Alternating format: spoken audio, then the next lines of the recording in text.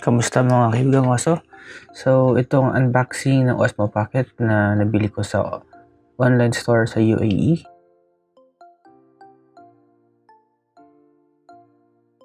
So, this is the packaging.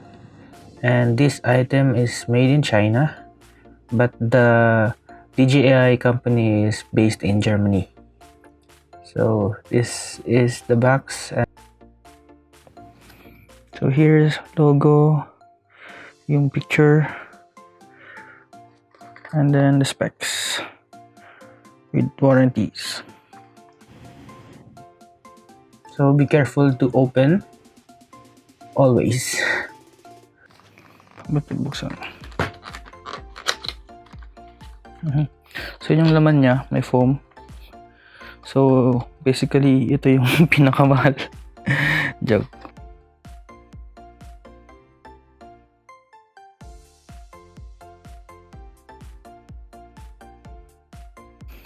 Una sa lahat yung quick start guide.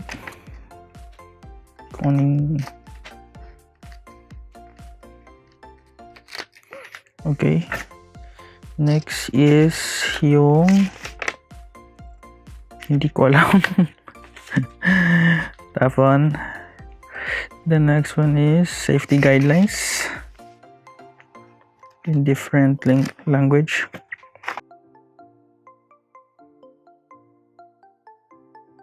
Tayong wrist strap included na i-connect doon sa pouch ng Pocket Osmo.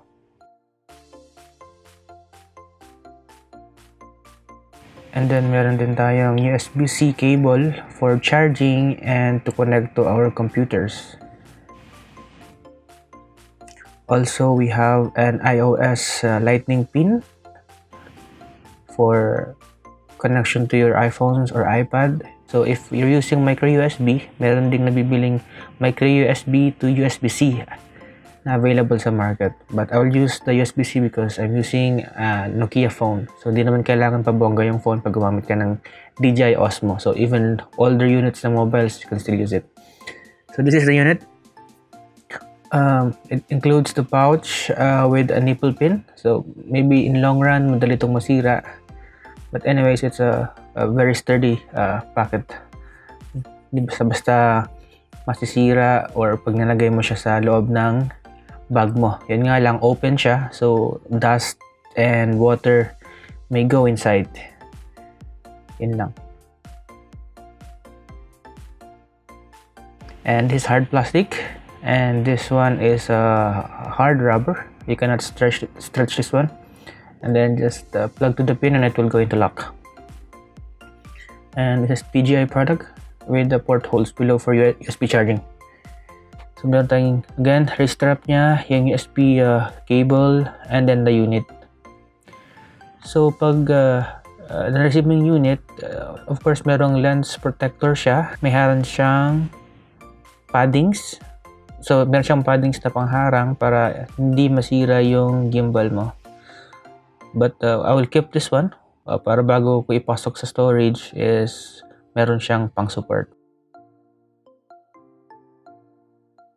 Meron ding screen protector yung ating screen, and then may pin cover tayo. So magagamit natin ito for standalone if we're not using this mobile Osmo and connected to our mobile phone. So I prefer this one. It's more closed and water or any moist cannot go inside or even the dust.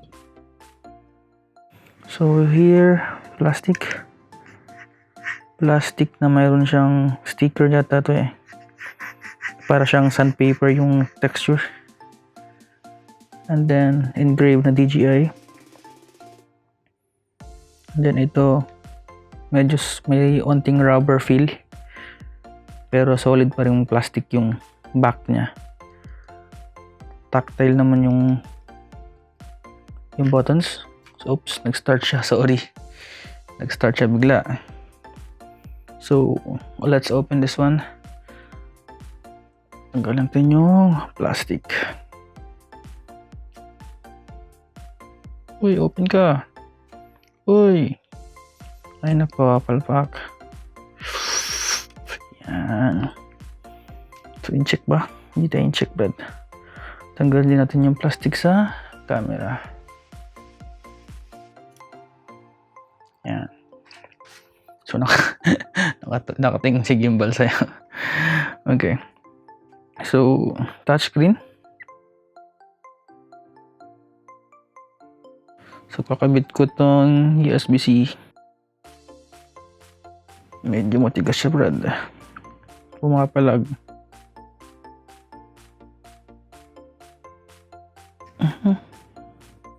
Matigas siya ikabit, ah. Yun, kinabit ko na.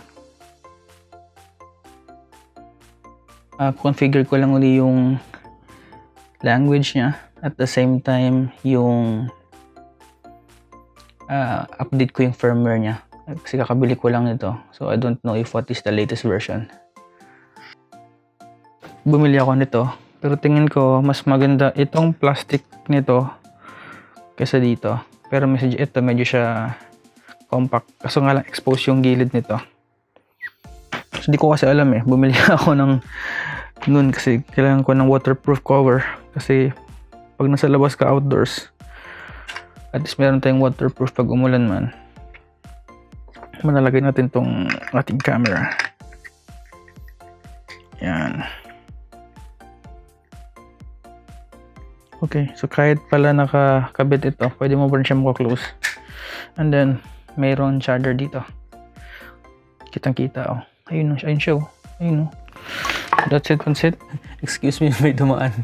The wrist strap, the USB cable, yung cover sa harap, yung pang iPad, and this one. So, yun yung kasama sa box. Yan lang. And for the memory card, I bought this one. This is 256 GB na Lexer. V30 na rin siya. Ito yung binili ko kasi at least kahit paano magagamit ko siya sa Sony a6400 ko. And that will come with adapter in case na gamitin ko siya sa aking mirrorless camera.